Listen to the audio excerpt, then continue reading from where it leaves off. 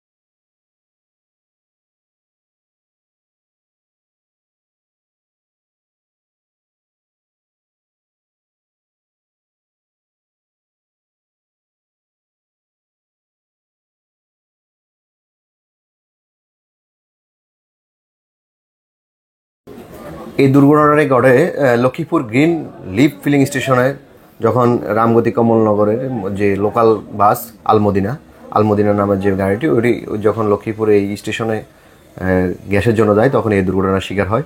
এর আগেও কিন্তু একই স্টেশনে কিন্তু দুর্ঘটনা ঘটেছে, একই ফিলিং স্টেশনে, তখনও কিন্তু ৩ জন মারা গেছেন, ঘটনাস্থলে মারা গেছেন।